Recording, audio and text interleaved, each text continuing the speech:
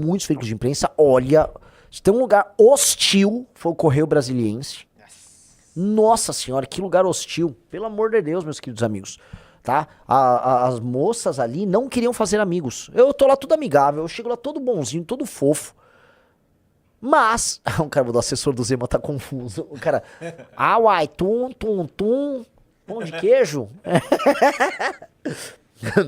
Então, enfim, nossa, assim, muito hostis, mas fui muito bem lá, hein? Quero tua opinião, Rafael Almeida Riso. Eu gosto muito que elas dão cutucada achando que você vai dar uma recuada. Tipo, pera lá, eu vou aqui considerar o que elas estão falando e tal. Você, não, é isso mesmo. Não, mas deputado, não sou deputado. Não, mas deputado, eu não sou deputado. Ah, tá, mas o dados, isso aqui, não, esses dados são errados. Tipo...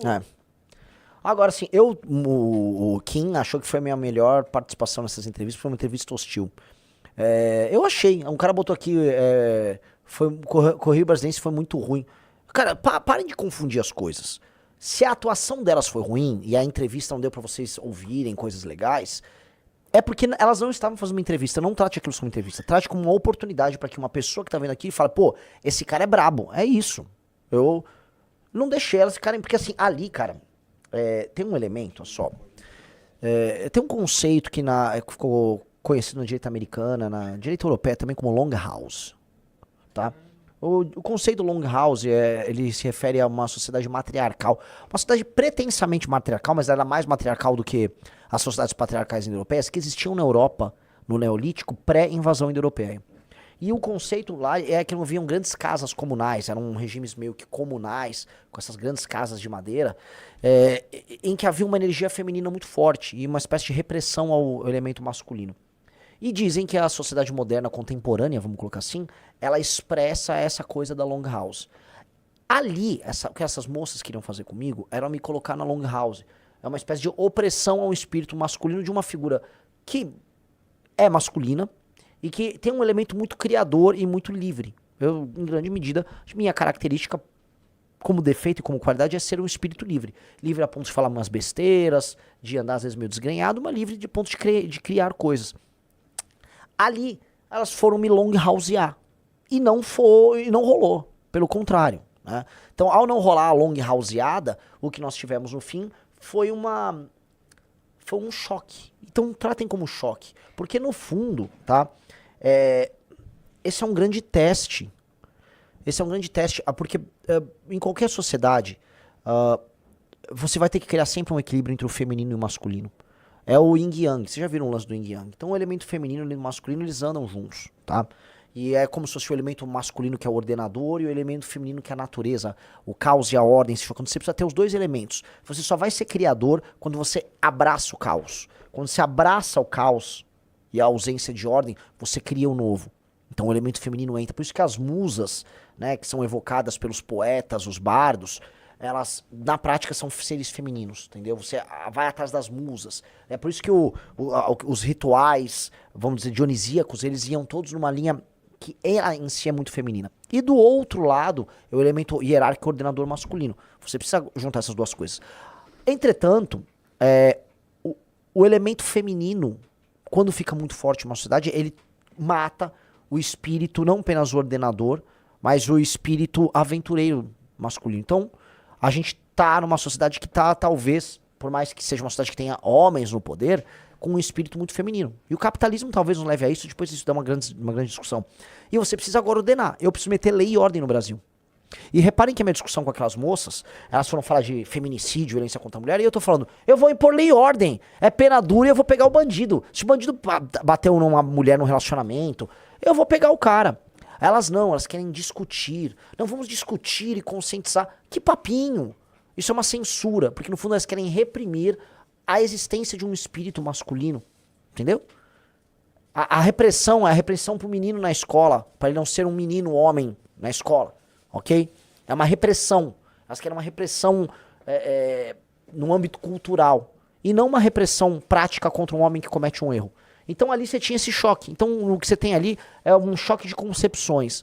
E a coisa mais masculina de fazer é falar não. E colocar a sua opinião. E pronto, e acabou. É isso que nós precisamos fazer. Entendeu? E É muito diferente de um cara como o Flávio Bolsonaro, que é um cara feminino. O Flávio Bolsonaro é um sujeito em si muito feminino. E o Flávio Bolsonaro se adapta. Né? Se adapta. E a coisa mais feminina do Flávio Bolsonaro é justamente essa adaptabilidade.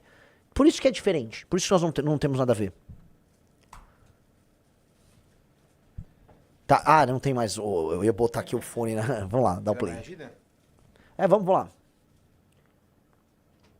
De redução da jornada de trabalho. O país continuou se desenvolvendo. Não continuou. Continuou, deputado. O senhor, deputado. o senhor como pré-candidato, está a par dos números e dos índices de desenvolvimento do país. O país cresceu muito, o país hoje é um expoente na América do Sul e é um expoente no mundo. Por que o senhor acha que a redução da escala 6x1 vai fazer um retrocesso e vai fazer a economia... Eu vou pedir para o nosso espectador acompanhar todos os gráficos de produtividade do Brasil perante o mundo. O gráfico assustador. O exemplo que você usou foi bem infeliz. O Brasil está estagnado. É uma proposta hoje irresponsável. Igual a Erika Hilton, que apareceu lá com umas empresárias lá, com franjinha. Eu tô aqui, na minha empresa a escala é 3x4, porque na Inglaterra... Que Inglaterra? A gente não concorre com a Suécia, não concorre com a Inglaterra. A gente concorre com o Vietnã, concorre com a Índia, a gente concorre com a China. Tem regimes flexíveis. Então, se eles estão fazendo isso, está aumentando a renda e aumentando o emprego, nós temos que fazer a mesma coisa. Nos rincões, no interior do país, são pessoas, elas não sabem nem navegar na internet. Sim. Como é que o senhor acredita que essa massa da população vai conseguir gerir a própria carreira e se tornar um MEI? Se eu for nos rincões, como eu fui, nem existe oportunidade de trabalhar para essa pessoa. Eu volto para a pergunta anterior que vocês me colocaram, você está no Bolsa Família. Essas pessoas que não são idiotas, uma pessoa mais pobre, mesmo sem formação, não é um imbecil. Hoje você pega uma pessoa que é entregador, que vende produtos online, com baixíssima formação. Esse jovem aprendeu a navegar nesse mundo. Primeiro porque ele não é um imbecil completo, ele é capaz de se defender. Segundo que isso não é tão complexo assim.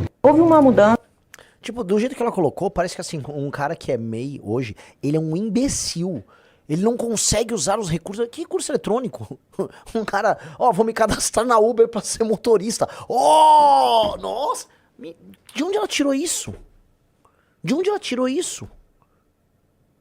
Hoje existem milhões de pessoas que são MEI. Elas entram no site, elas abrem a empresa, fazem... Todo mundo consegue abrir o MEI. De onde tirou isso? Isso é muito difícil, senhor deputado. Eu não sou deputado. É isso. Eu não vou lacrar pra cima de nenhum jornalista. Entendam isso. Não verão da minha parte lacração. Agora, vai ir isso aqui, ó. Tá. Conciso. E é muito bom que ela vai falar, não, nos rincões do país. Você esteve lá. Eu tive lá. Ela nunca botou o pé, vamos dizer, em Marajá do Sena. Ela nunca botou o pé em Santa Quitéria. Ela não conhece o que é um rincão do país. Você foi literalmente na cidade eu mais fui pobre do Brasil. Ela não tem ideia. A beleza de eu rodar o Brasil é que agora eu tenho lugar de fala pra explicar o tal do rincão. O Steel Right Here mandou. Antes, o Brasil tá voando. Depois, o povo não sabe mexer na net. Na mesma entrevista. É verdade. Temos muita produtividade. A pessoa não sabe mexer na internet. Muito bom. E aí, o que é o lance? As duas tentaram lacrar pra cima de mim. E aí, talvez, se fosse um cara com perfil lacrador, ia ficar metendo uns cortes rápido Tramontina. Eu não fui no corte rápido. Eu fui, a meu ver, que é o que eu preciso ser, presidencial. Não. Você tá errada. Tá. Não. Tá. É isso, entendeu? E é isso, pessoal. Se você curtiu o vídeo e quer continuar acompanhando os melhores cortes e conteúdos aqui no canal Aurinegro, já deixa o seu like, porque isso ajuda demais o canal a crescer. E claro, se inscreve no canal Aurinegro e ativa o sininho para não perder nenhum vídeo novo. Tamo junto e até o próximo vídeo.